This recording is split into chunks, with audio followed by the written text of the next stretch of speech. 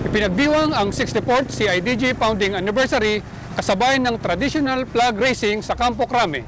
Panauhing pandangal ng nasabing okasyon si Department of Justice Secretary Vitaliano Aguirre II. Ang kabuuan ng kwento, tutukan niyo po. Ipinagdiwang ng Philippine National Police Criminal Investigation and Detection Group ang kanilang 64th founding anniversary nitong nakaraang Lunes, January 22, 2017 na ginanap sa National Headquarters Camcrame, Quezon City. Ang selebrasyon na may temang investigasyong makatotohanan at serbisyong tapat tungo sa mas maunlad at mapayapang lipunan. Naging guest of honor and speaker sa naturang anibersaryo si Justice Secretary Vitaliano Aguirre II. Karang yung ng ating DND at ng ating representative kailangan ng Department ang malalim na pagpitigan na ng krimen ito upang ating mapakalagaan ang katatagan ng ating krimen. Binabati ko ang DND sa kanilang 64th founding anniversary. Let them be here with the ability to take at the end of the story of the future. Indikasyon ng katutuan at serving tapat tungo ng pamamalaan at nabayang pamilya. Once again, happy anniversary DND. Mabuhay na rin. Mabuhay ka na. Pinangunahan naman ni Chief PNP Police Director General Ronald Bato de la Rosa ang pagbibigay ng parangal sa piling individual ng CIDG na nagpakita ng matagumpay na pagganap ng kanilang tungkulin para sa taong 2017. Kasama ang direktor nito na si Police Director Ruel Ubusan at ng kanilang guest of honor and speaker na si Justice Secretary Vitaliano Aguirre II. Kabilang sa pinarangalan sina Police Senior Superintendent Wilson Nasueta bilang Best Senior Police Commissioned Officer of the Year, Police Chief Inspector William Santos bilang Best Junior PCO of the Year, SPO1 Voltaire Quisada bilang Best Senior Police Non-Commissioned Officer of the Year, PO3 Mayolo Pastrana Jr. bilang Best Junior PNCO of the Year at Non-Uniform Personnel Mariwin Mabida bilang Best NUP of the Year. Ilan naman sa mga unit na pinarangalan ay ang CIDG Region 15 in Autonomous Region in Muslim Mindanao na pinamumunuan ni Police Superintendent Jimmy Daza bilang Best Regional Office of the Year. Laguna CIDG Field Office na pinamumunuan ni Police Chief Inspector Ricky Neron bilang Best Provincial Office of the Year.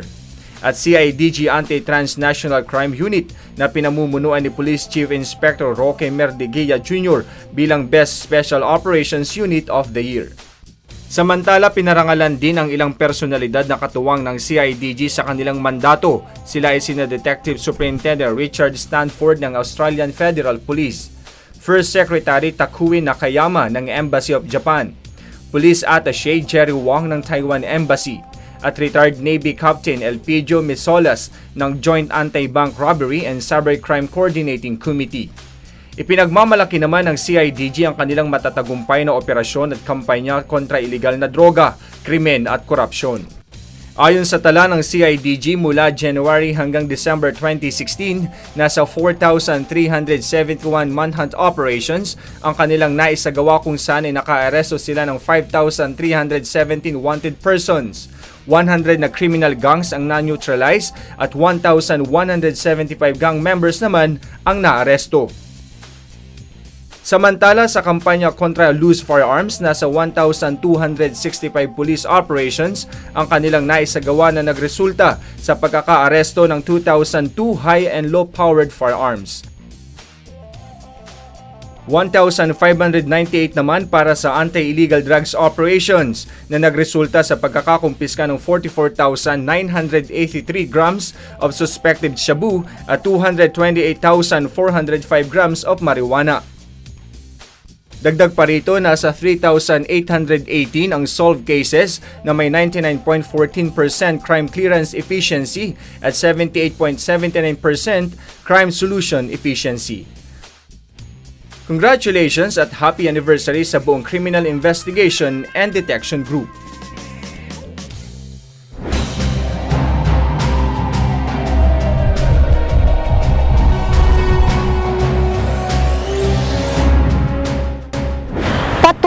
ang masigasig na pagganap ng ating pambansang pulisya sa sinumpaang tungkulin.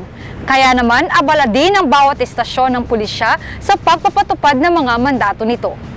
Kaya naman, pinasyalan ng Police at Your Service ang Tanawan City Police Station upang alamin ang kanilang matagumpay na programa at operasyon. Narito po, panoorin natin. Ang lungsod ng Tanawan ay isa sa 3 lungsod sa lalawigan ng Batangas. Ito ay matatagpuan sa hilagang silangang bahagi ng probinsya. Nasa kanluran ng Tanawan City ang Talisay, ang mga bayan naman ng Malvar at Balete sa timog, ang Santo Tomas sa silangan at ang Calamba, Laguna naman sa hilaga. Ito ay binubuo ng 48 barangay na siyang namang binabantayan ng Tanawan City Police Station sa pagpapanatili ng kaayusan at katahimikan sa buong nasasakupan. Pinasyalan ng Police at Your Service Team ang lungsod ng Tanawan at ibinahagi ng Tanawan City Police Station sa pamumuno ni Police Superintendent Robert Baisa, ang officer in charge ng istasyon ng kanilang mga programa, aktibidad at accomplishment, partikular sa implementasyon ng Project Double Barrel. We are complying with all the requirements. In fact, we almost doubled ang huli from comparing to January to June to July to December. We conduct about on drug operations, we conduct about 134 against against 44.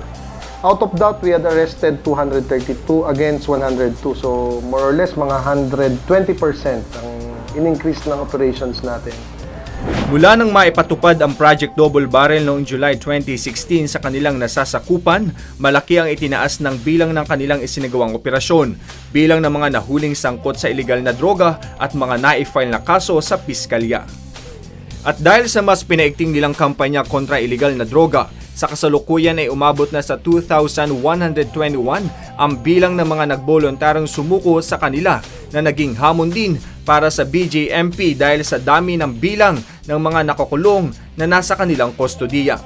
Suportado ito ng lokal na pamahalaan ng Tanawan, lalo na ng kanilang mayor na si Mayor Antonio Halili, na nakahandang alisin at linisin ang kasamaan sa lungsod, kabilang ang kanilang laban kontra ilegal na droga.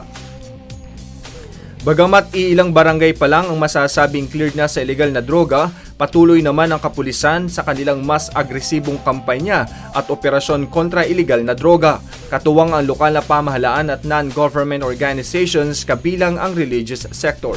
Everybody is on operative na. Sila halos lahat nagtatrabaho na. Kaya nga lagi ko sinasabi, since kayo naman yung mga karamihan dito, majority ng aming empleyado is from Tanawan, kailangan tayo ang magtrabaho. Makita ng ating mamamayan na tayo ay sincere sa ginagawa natin. Maliban sa kanilang mga operasyon, pinalakas din ng Tanawan City Police Station ang kanilang education, awareness and rehabilitation program, maging ang kanilang pakikipag-ugnayan sa komunidad.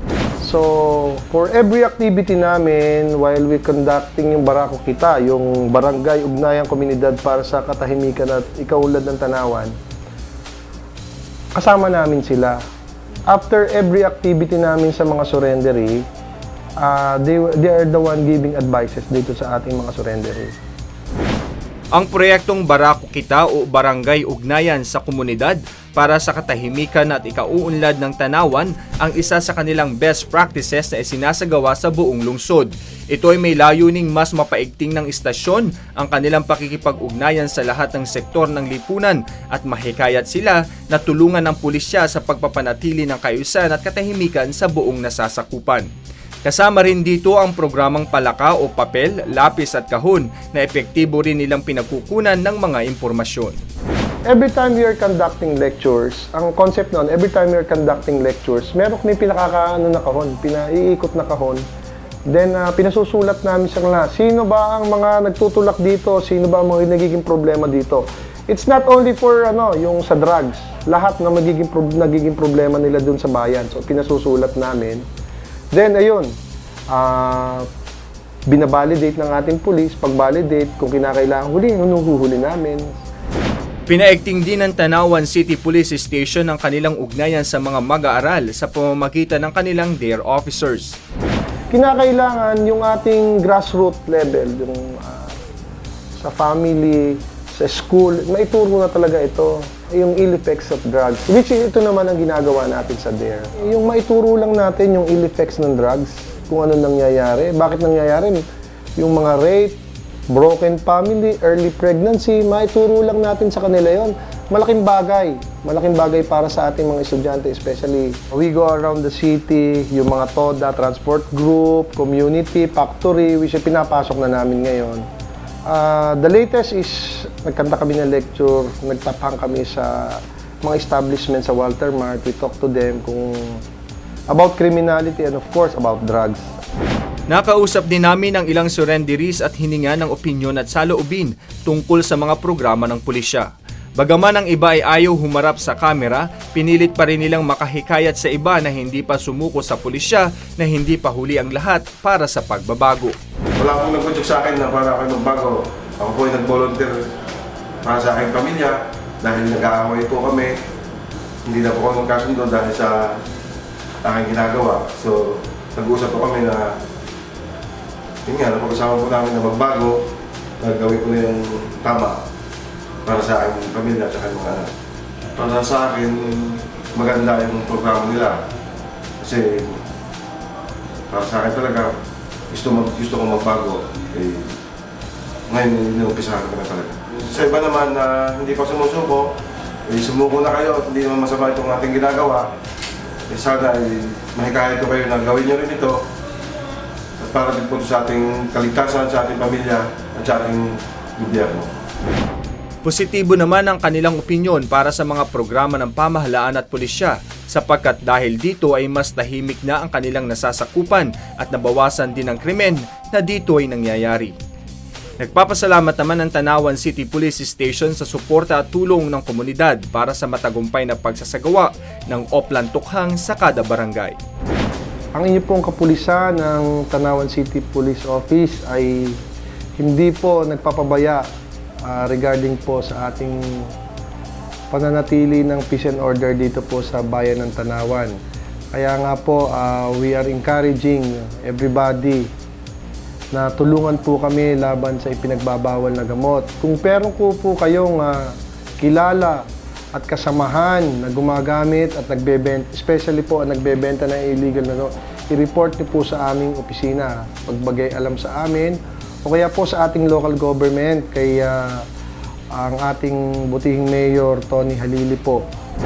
Sa mga nais mag-report o humingi ng police assistance, maaari kayong dumulog sa kanilang himpilan na matatagpuan sa Mayapis Street, Barangay Poblacion 3, Tanawan City o tumawag sa kanilang numero 043-778-1126, 043-778-1126 o mag-text sa 0998-96-73416 o sa 0939-322-7848.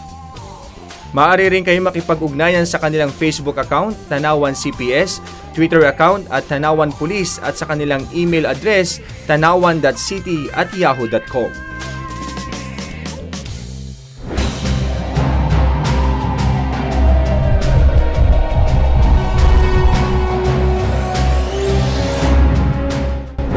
Sa ikalawang taon ng paggunita sa kabayanihan ng ating tinaguriang Galant sa 44, ay nag-organisa ang Police Community Relations Group ng Commemoration Ride o Fun Bike Ride na nagsimula sa Luneta, Maynila at nagtapos sa Philippine National Police Academy sa Silang, Cavite. Ang mga pangyayari, tunghayan niyo po. Sa pagtutulungan ng Philippine National Police sa pangunguna ng Police Community Relations Group at ng mga katuwang nito tulad ng National Bicycle Organization, Air1, Philippine Chamber of Commerce and Industry, Petron Philippines Corporation at ng Order of the Knights of Rizal, ay sama-samang ganunita at ipinagdiwang ang ika-2 taong anibersaryo ng kamatayan ng mga magiting na bayaning tinaguriang SAF 44 na miyembro ng Special Action Force nitong nakaraang linggo, January 22, 2017. Sa matagumpay na commemorative ride for the heroes, halos humigit 3,500 grupo ng mga siklista, kabilang ay iba't ibang opisina ng PNP, BJMP at iba't ibang grupo ang nakibahagi sa makasaysayang aktibidad at pagbibigay pugay ng pulis sa SAF 44.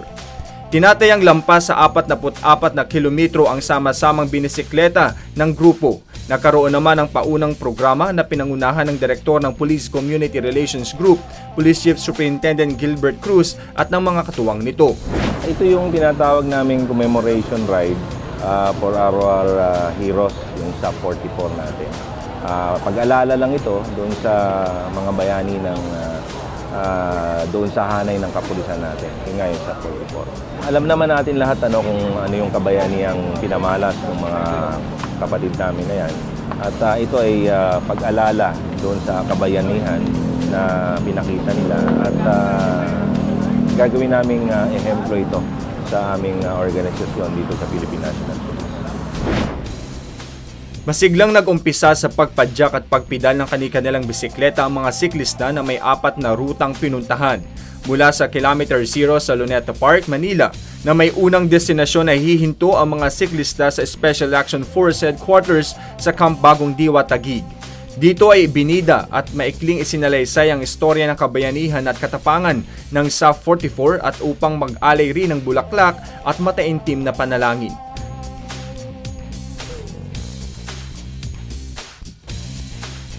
Matapos iyon, sinundan naman ito ng pagpunta sa Santa Rosa, Laguna na nagsilbing ikalawang hintuan ng grupo. Pagkatapos ng programa, muling binaybay ng mga siklista ang kahabaan ng Santa Rosa City, Laguna patungo sa SAP Training School sa Fort Santo Domingo, Santa Rosa City. Dito ay nagpakitang gilas ang ilang mga pulis ng Special Action Force ng kanilang galing sa paggamit ng lubid at ilang taktika at paraan ng pagsasanay bilang mga commandos. Pagpala, tahimik at magandang tanghali po sa inyong lahat. After 5 hours, we finally reached Philippine National Police Academy. And before that, I would like first to welcome everyone to the home of the Corps of Cadets Philippine National Police Academy. Kayo po ay aming tinatanggap ng mainit dito sa Philippine National Police Academy. And it is indeed an honor at dito nagtapos ang commemoration ride ng SAP 44. Alam po ninyo, malapit sa puso ko ang mga SAP 44 dahil nakasama ko sila noon sa Zamboanga. I was then the Deputy Regional Director for Operation at napakalungkot kung I will reminisce what I have experienced with the SAP 44. A day before, the night before the operation in Mamasapano, 5 of the officers who went there, I do not know the reason, they came to visit me in my office. And they say, huwag kang maglala sir, at mamamatay kami snappy. I cannot forget that, yung sabi ni Police Senior Inspector Pabalina at Police Senior Inspector Irana. So those are my experiences with the SAP 44. They may rest in peace. And so, ladies and gentlemen, I welcome you all to the Philippine National Police Academy. Maraming salamat at pagpalain po tayo ng may kapal. Maliban sa mainit na pagtanggap at pagbibigay ng pananalita sa mga panauhin, isa rin sa naging highlights ng paggunita at pagtatapos ng aktibidad ay ang pagsasagawa ng solemn wreath-laying ceremony at pagbibigay ng 21 gun salute sa mga fallen sa 44.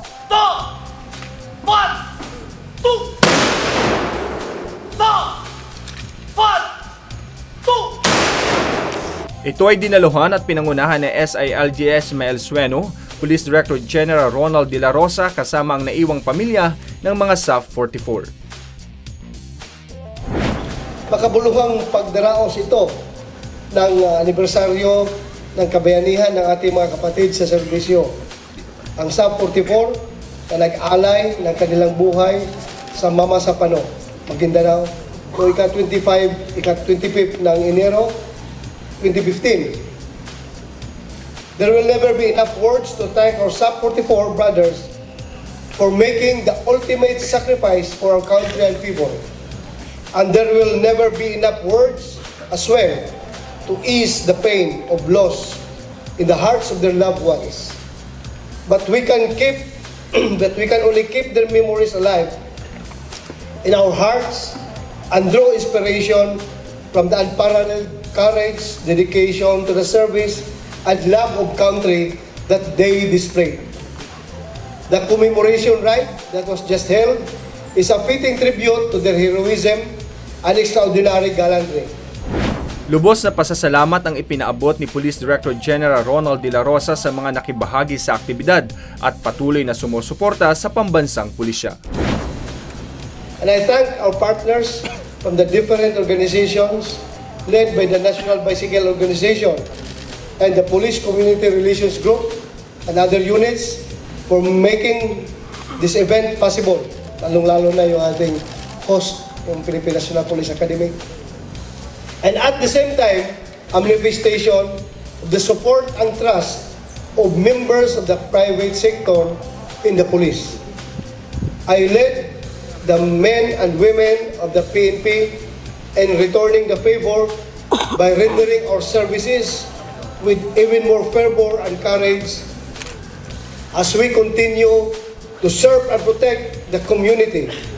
We assure our fellow bikers and the rest of the Filipino people that the supreme sacrifice made by our Sub-44 brothers was not made in vain. The memories of their services and heroism will continue to serve as the beacon of light for us who are left behind to carry on the fight against the evil elements of society. To everyone here today who shared their precious time and effort and joined in the commemorative ride, we thank you from the bottom of our hearts. Magkaisa po tayong lahat para sa kapayapaan at kaayusan ng ating mahal na bayan. Mabuhay kayo!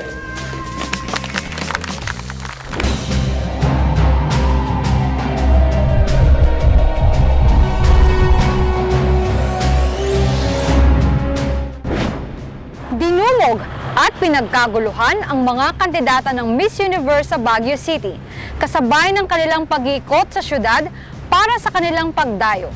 Kaya naman naging abala din ang ating pulisya sa pagpapanatili ng seguridad ng mga ito. Ang mga naging pangyayari, narito po. Isa sa mga naging highlights ng 65th edition ng Miss Universe ang kanilang pagbisita sa summer capital of the Philippines, ang Baguio City. Maagang-maaga pa ay excited na ang mga sasalubong sa Luacan Airport para sa welcome at salute na ibinigay ng Philippine Military Academy, kaagapay ang Philippine National Police sa aspetong seguridad. Ipinakilala sa mga kandidata ang Philippine Military Academy. Naging parte ng seremonya ang pagpapakita ng talento ng mga platoons mula sa Class 2018 ng PMA.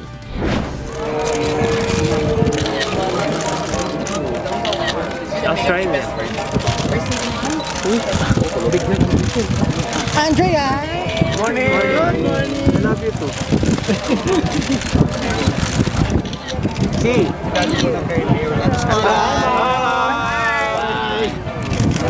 Okay, ito pa. Hey, hi, sir! Pia! Hi, Pia! Morning, sir!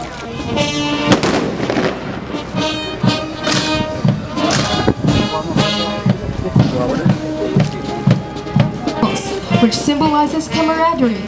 Every cadet is responsible for each other. This is the PMA bond.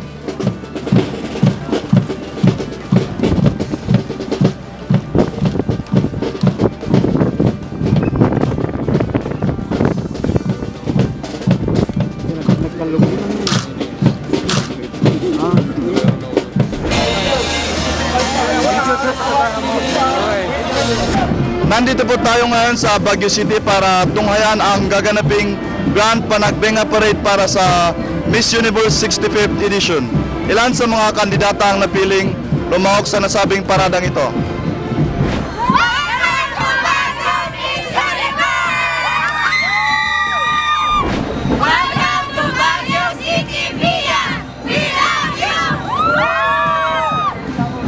Matapos ang seremonya ay isinagawa ang unang highlight ng pagbisita, ang masayang Panagbenga Parade na nagsimula sa Upper Session Road hanggang sa South Drive na umabot hanggang sa Baguio Country Club. Naging alerto naman sa pagbabantay ang hanay ng pambansang pulisya sa Baguio sa pangunguna ni Regional Director Police Chief Superintendent Elmer Sarona at ni City Director Police Senior Superintendent Ramil Saculias.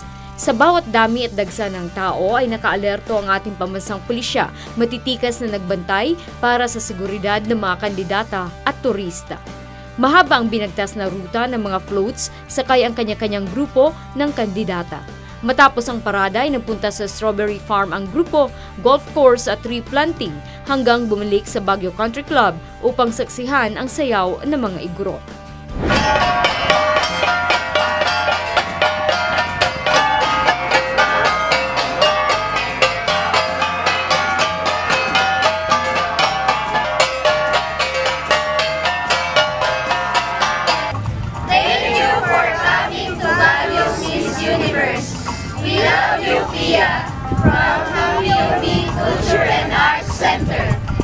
Natapos ang Miss Universe Baguio City sa pagdaraos ng Gala Night. Binabati po ng pulis at your service ang PNP Procor at ang Baguio City Police Office sa tagumpay ng kanilang pagbabantay at pagbibigay seguridad sa historic event na ito sa Baguio City.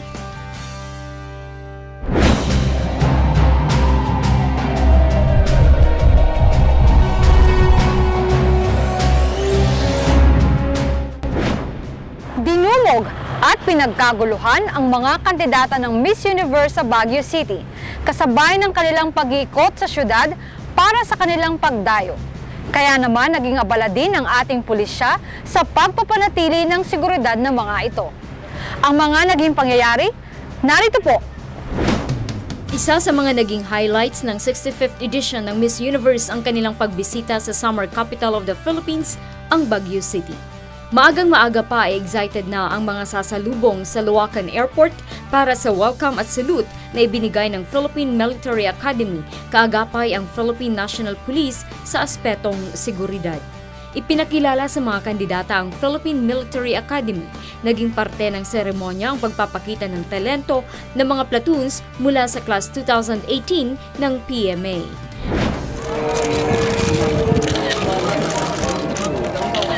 Australia.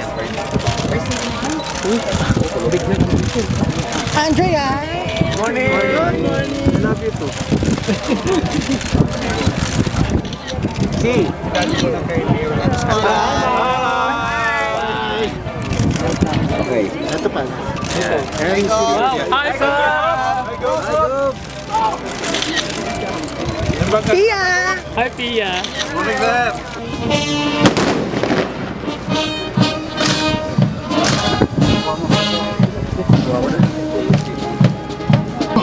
Which symbolizes camaraderie. Every cadet is responsible for each other. This is the PMA bond.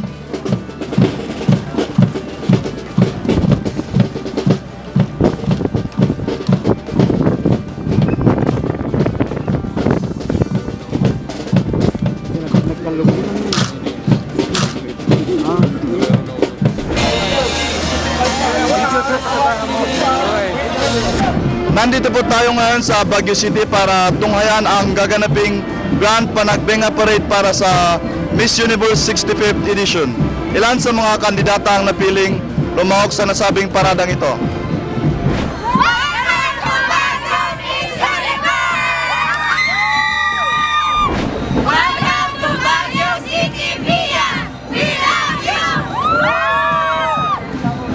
Matapos ang seremonya ay isinagawa ang unang highlight ng pagbisita, ang masayang Panagbenga Parade na nagsimula sa Upper Session Road hanggang sa South Drive na umabot hanggang sa Baguio Country Club.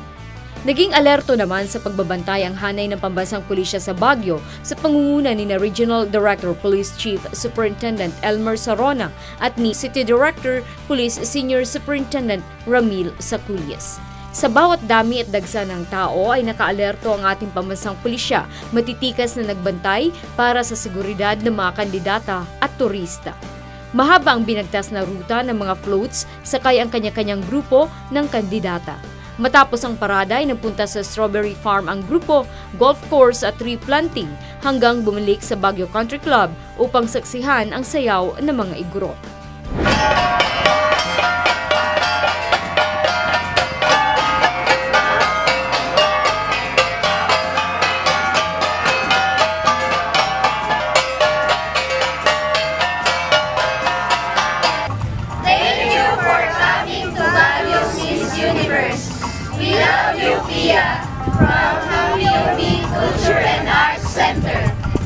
Natapos ang Miss Universe Baguio City sa pagdaraos ng Gala Night.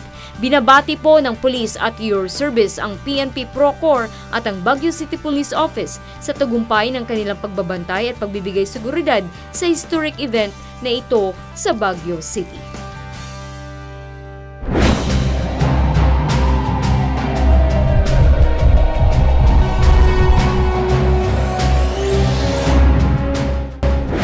Narito ang mga maiinit na balita sa loob ng Philippine National Police na nakalap ng UNTV News and Rescue sa loob ng linggong ito. Tutukan po natin. Hindi ligtas sa investigasyon ng Philippine National Police ang misis ni SPO3 Ricky Santa Isabel na si Jinky dahil sa dami umano ng mga nalalaman nito sa operasyon ng kanyang asawa, partikular na sa kaso ng pagdukot at pagpatay sa Korean businessman na si Ji Ik-ju. Ayon kay Anti-Kidnapping Group Director Police Senior Superintendent Glenn Dumlao, maging sila ay tila nais paikutin ng mag-asawa upang linisin ang kanilang pangalan sa isyong kinasasangkutan. May mga group of suspects kami. At ang sabi niya, eto, makakasama ba to? Kung yan ang gusto niyo, sir, dadapaan ko na yan. Hindi pwede yan. Ganon sila kamarunong. Kami ang isineset up. Hindi kami maglalaro sa laro nila.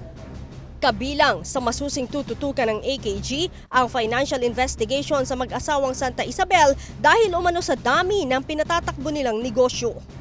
Nagkakaroon na kami ng financial investigation. So doon namin siya bubustatan kasi all along alam namin siya yung asawa na alam niya yung activity ng asawa niya. So yung fruits of the crime, doon namin siya ikakabit. Dumipensa rin si Dumlao sa ginawang pagdadawit sa kanya ni Jinky sa kaso ni Ji Ik-ju.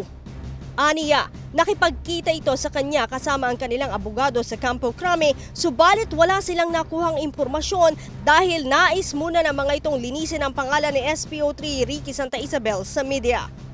Kung sinasabi niya na pumunta ako sa bahay niya, kasinungalingan na naman yan.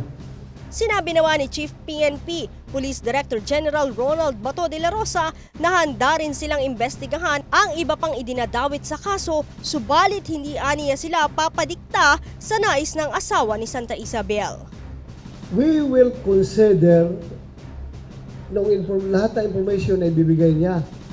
But we will not be guided or we will not be dictated by the wishes ng asawa na yan. Because for all we know, he is the wife of the main suspect. Humarap na sa media ang isa sa pulis na pinangalanan at idinadawit sa kaso ng pagdukot at pagpaslang kay Ji Ik-ju. Ayon kay PO2 Christopher Baldovino, mali ang lumalabas sa mga balita na siya ang nagbalot ng tape sa mukha ni Ji dahil hindi anya siya kasama nang dukutin at patayin ito. Ang tanging partisipasyon lamang aniya niya ay doon sa operasyon noong October 4 kung saan mayroon silang huhulihing Koreano sa bisa ng warrant of arrest na hawak ni Santa Isabel. Pumasok kami sa Friendship Plaza. Pagdating ko sa Friendship Plaza, tingnan namin, inikutan namin yung subject yung bahay ng subject. Kaya naman kami sumama as a technical support unit ng AIDG. Kami kasi yung mga kumukuha ng picture. Pag binigay na sa amin yung subject, yung bahay, yung target, kami yung kukuha ng picture. Pag minsan nagagawa namin na kunin kung kailangan na paliparan para makuha yung buong bahay, ako yung nagpapalipad ng drone. Subalit wala aniya sa bahay at wala ang sasakyan ng kanilang target kaya't umalis aniya sila matapos na makatanggap ng tawag si Santa Isabel at nagtungo sila kung nasaan ang target. Inakala niya aniyang legitimate ang operation dahil may kasama silang 4 na tauhan ng NBI kung saan ang isa ay nakilala lamang sa alias Jerry. Pagsakay namin, nagpapakita na ng warrant to si Santa Isabel, sa search warrant o warrant yung pinapakita. Hawak niya lang ganyan. May warrant tayo dito, search warrant, parang ganun. So walang problema to, legal to. At saka may mga tropa na tayong NBI na makakasama kasi joint to ng AIDG, na opisina natin at saka ng NBI. So naniwala naman ako, naniwala kami kasi alam namin legal eh. Dito niya rin narinig kay Santa Isabel ang pagtatanong nito sa kausap sa telepono kung na-flat na ang gulong ng target nilang biktima. Tinawagan uli ni Santa Isabel, sure ka ba na na-flat mo na yung gulong? Sabi niya, oo, yung isa. Bakit isa lang? Dapat dinalawa mo. Para siguradong hindi makaalis. Kasi makakaalis pa yan eh. Si alias Jerry ang sinasabing nasa likod ni Santa Isabel sa pagwi-withdraw ng pera sa Green Hills mula sa ATM card ni G. Pahayag pa ni Baldovino, kinilabutan siya nang pumutok ang balita ng pagdukot at pagpaslang kay G noong Nobyembre at nagulat siyang ito rin ang sinurveillance nila noong October 4 nang madamay na ang kanyang pangalan sa issue. Driver ng isang direktor ng National Bureau of Investigation si alias Jerry nakasabwat sa GICJO kidnap slay case. Ito ang kinumpirma ni Philippine National Police Chief Police Director General Ronald Bato de la Rosa. Ayon sa General, bukod kay Jerry ay may isa pang NBI civilian agent at dalawa pang pasulpot-sulpot lamang upang i-check ang trabaho ng grupo. Meron naman tayong source din sa NBI na nag-confirm na talagang NBI asset yun at driver pa ka ng isang director daw doon. So, kinukonfirm naman nila. May mga grupo na pasulpot-sulpot para nag-check sa trabaho nila, parang back up lang. Hindi lang niya ma-identify kasi iba-ibang sasakyan Sumusulpot lang daw ganon, parang back up nila. Kahapon, sinabi ni AKG Director Police Senior Superintendent Glenn Dumlao na na-preempt ang una nilang tangkang pagsisilbi ng search warrant sa Grim Funeral Services nang unahan sila ng NBI sa paglusob kahit walang dalang search warrant. Pumunta doon kaagad-agad without search warrant. Pumunta sila doon using their parang sinasabi investigative power dahil daw mayroon sensational case. So ang ginawa, kinausap yung sekretarya at kinuha yung inibitahan yung 4 na empleyado. That's all. Kaya nga na-preempt nga, kukuha na kami noon dahil preempted yung search warrant operation namin. Ayon naman kay Chief PNP, bagamat may mga tauhan ng NBI at PNP na sangkot sa kaso, pinagtutulungan na nila itong resolbahin upang maparusahan ang mga suspect at malinis ang imahe ng dalawang ahensya ng gobyerno. Nagtutulungan kami, nagtatawagan kami. Kumbinsido din si General Bato na malaking grupo sina Santa Isabel at matagal na nilang ginagawa ang iligal na trabaho. Sa ganun kadali nilang gawin at ganun sila parang alam na alam kung anong gawin, baka matagal na. Basta itong si Santa Isabel, may kaso na ito dati ng kidnapping doon sa Northern Police District, victimizing isang teen chick, isang Chinese. Samantala, inatasan ni Justice Secretary Vitaliano Aguirre ang National Bureau of Investigation na alamin ang posibleng kinalaman ng isang NBI agent sa pagdukot sa Korea National na si G. Ik-jo. Handa ang pambansang pulisya na agad na hulihin ang mga suspect o may kinalaman sa madugong mamasapan o operations kung may warrant of arrest na ang mga ito. Ayon kay PNP Chief Police Director General Ronald Bato de la Rosa, dapat ding panagutin ang lahat ng may kinalaman sa operasyon na hindi naisama sa kaso noon. Ang hindi lang talaga na-address doon is yung papanagutin yung may sala, kung sino yung mga involved doon, kung nakasuhan na ba, I don't know kung may lumabas na warrant, o kung nahuli na ba. Sinabi pa nito na base sa isinumiti nilang report noon bilang bahagi ng Board of Inquiry na nag-imbestiga sa operasyon, bukod kay dating PNP Chief Police Director General Alan Purisima at Police Director Getulio Napeñas ay kabilang din sa dapat managot si Pangulong Benigno Aquino III. Kung tutuusin, lahat doon dapat managot Yung mga recommendation namin sa BOI, di ba? Hanggang to the highest na official na involved doon sa operation na yan, dapat managot. That includes Pinoy? Ang dapat, hanggang doon sa presidente dapat, di ba? No, yun man yung recommendation namin, di ba? Ngayong nais-aniya ni Pangulong Duterte na buksan muli ang kaso, umaasa siyang wala nang sisunuhin maging ang mga dating mataas na opisyal pa ng gobyerno. I hope. I don't know kung hintay ko lang ng instruction ni Presidente ko. Alam ko, DOJ naman yung utusan niya dyan Kasi ang police, ang parte ng police tapos naman. Kung may lalabas na warrant, yung police tutulong doon sa paghahabol sa mga suspect. Ang Oplan Exodus na tinawag na Time on Target Operation ay ikinasa noong January 25, 2015 laban sa international terrorist na si Zulkifli Binhir alias Marwan, kung saan 44 na Special Action Force ang nagbuwis ng buhay. Sa investigation report ng Anti-Illegal Drugs Group, isang lehitimong operasyon ang ikinasa nila matapos na makatanggap ng impormasyon sa presensya ng drug personality na may kinalaman sa floating Shabu Laboratory sa Zambales. Inaprubahan ito ni AIDG Deputy Director for Operations, Police Senior Superintendent Benjamin Acorda at tinawag na Coplan Titanic sa pamumuno ni Police Superintendent Rodolfo Gonzales ng Special Interdiction Unit 4. Base sa naaprobahang pre-operation, isasagawa ito simula October 13 to October 19, 2016. Kabilang sa standby group na tutulong sa SIU-4 ang Special Interdiction 2 na pamumunuan ni Police Superintendent Reynaldo Magdaluyo at Special Investigation Unit 2 na pamumunuan naman ni Police Superintendent Rafael Dumlao.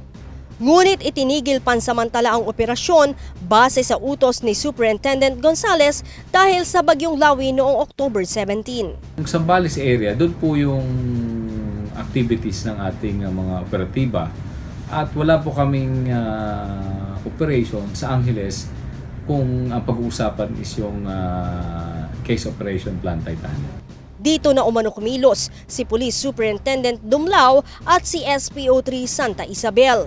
Base sa salaysay ni SPO4 Roy Villegas, tinawagan siya ni Dumlao para sa isang operasyon. October 18 ng umaga, nagtungo sila sa Campo Crame upang mag-report kay Dumlao para sa isang operasyon sa Angeles, Pampanga na inakala niyang lehitimo. Ayon kay Colonel Ferro, sinamantala ng grupo ni Santa Isabel ang pagiging abala nila sa mga operasyon tulad ng Coplan Titanic at maging ang raid sa Kawayan Isabela upang isagawa ang kanilang iligal na aktibidad. Yung pagsamantala ay isang possibility. Samantala nila na yung tao ay medyo busy. Hindi malayong mangyari yun. Pero siyempre, we are on the process of conducting a more extensive investigation. Bunsod nito, kasong grave misconduct at serious neglect of duty ang kakaharapin ni Dumlao at Villegas habang kasama na si Santa Isabel sa kasong kidnapping with homicide.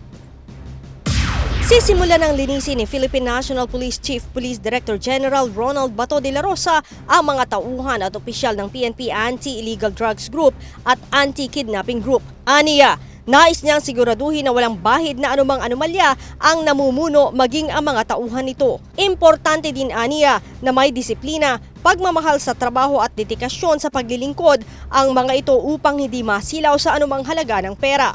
Ulitin natin yung background investigation ng mga tao na yan. Background check natin. Pag may mga problema, tanggalin natin.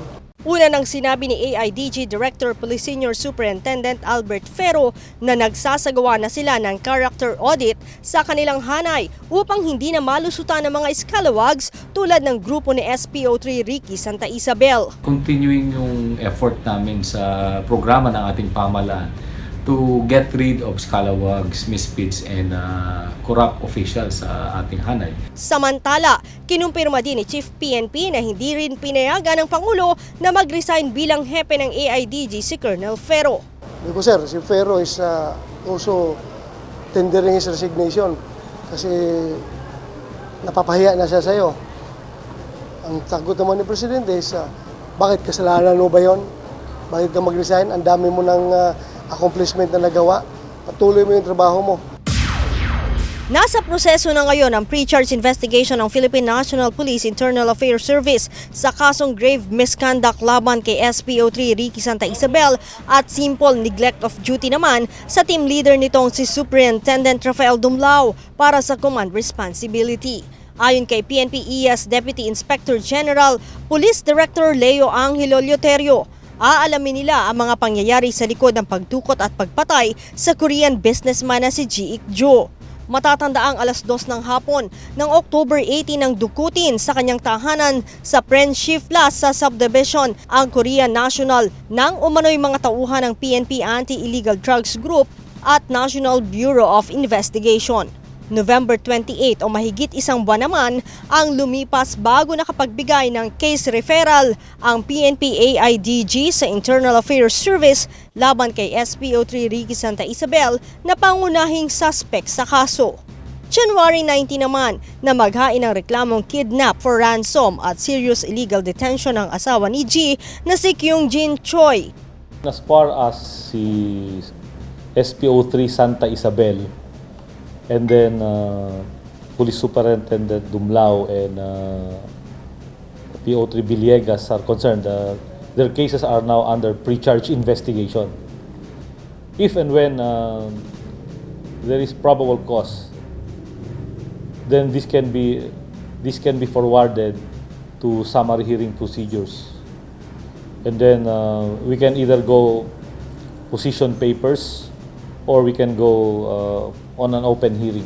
Aniya, maaari pang mapabigat ang kaso ni Dumlao kung magbibigay sa kanila ng affidavit si SPO4 Roy Villegas na direktang nagsasangkot rito sa kaso. If the study of the affidavits executed by Villegas and maybe if there will be other pieces of documents or evidences and other testimonies, additional charges or more serious charges can be levied against SPO3 Santa Isabel, even Police Superintendent Rafael Dumlao. Ayon kay Luterio, agad nilang tatapusin ang pre-charge investigation upang masimula na sa Pebrero ang summary hearing laban sa mga akusado. 35 hanggang 45 araw naman ang nakalaan para sa pagsasagawa ng open hearing. Ngunit maaari namang pagsumitihin na lamang ng position paper ang mga akusado para mapabilis ang pagbuo ng rekomendasyon na isusumiti nila kay PNP Chief Police Director General Ronald Bato de la Rosa.